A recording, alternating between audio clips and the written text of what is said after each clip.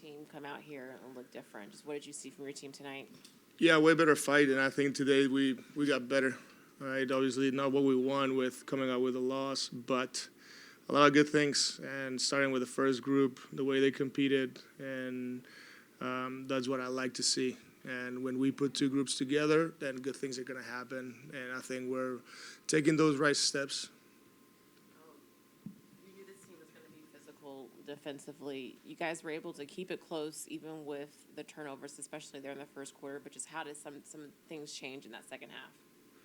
Yeah, I think that some of the second chance, some of the fouls. I just don't think that we got the same free throws as they got, and it's pretty obvious, right? But we can control, and we couldn't control the calls, and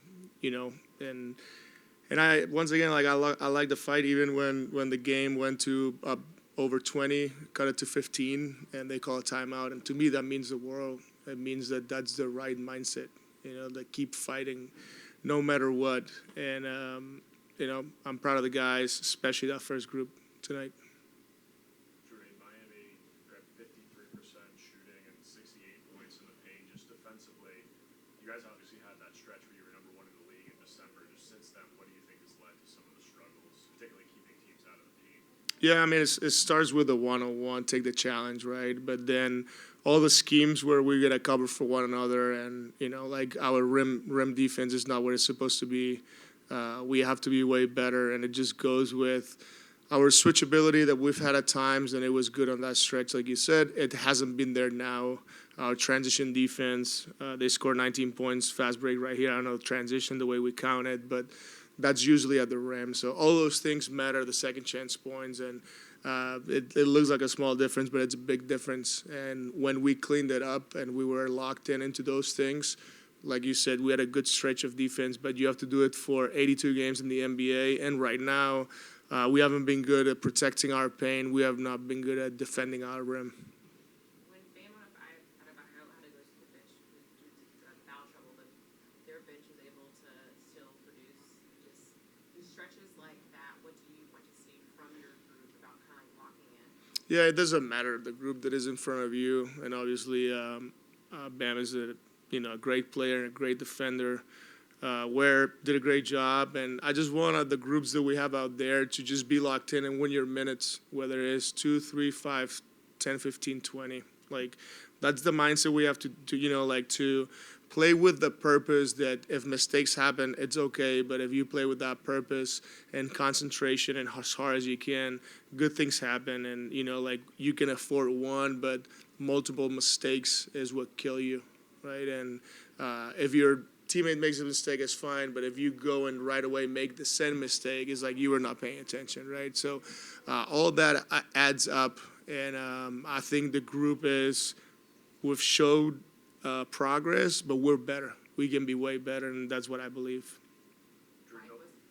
Nolan had a really efficient first half, 4-6 from the field, 6 assists, no turnovers. Then Miami went zone in the second half, and he struggled a little bit. Just what are some of the things that you want to see from him when a team makes an adjustment like that to maintain his offensive impact? Yeah, it's gonna come. Like, it's understanding the game. They were in a zone, and he was trying to call the plays against the zone, and I thought we got good shots. Like, I'm not. And he thought that he saw something different than what it was, and a couple of turnovers here and there. He shot a long floater when he had his teammate on the left. Like, understanding how everything, because I trust that he's very smart. He has a good feel. He's got a good voice, but it doesn't happen overnight that he can control everything. So I gotta keep helping him with games like this. And I thought he was efficient, like you said early on. Then they did what they were supposed to do and change things around. And there was a little bit of struggle, but I'm not concerned because he's gonna keep growing and getting better. What did you see differently from Michael Porter Jr. and just the response and the fight that he had? I mean, you just look at the rebounding, 13 rebounds, and then winning plays. Like, he sprinted in transition defensively and got the deflection, and that's towards the end of the third quarter. Just things like this, when I see Mike so engaged, then when he thinks about rebounding, about cutting, and playing as hard as he can defensively, then shots go in. And I thought he was aggressive. I was very happy with the game he played.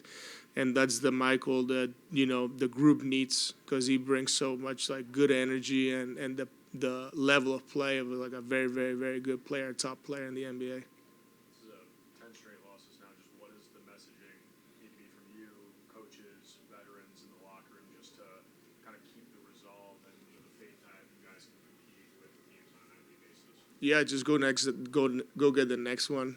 Tomorrow we're gonna work. We're gonna watch film. The environment is gonna be positive, and we can control.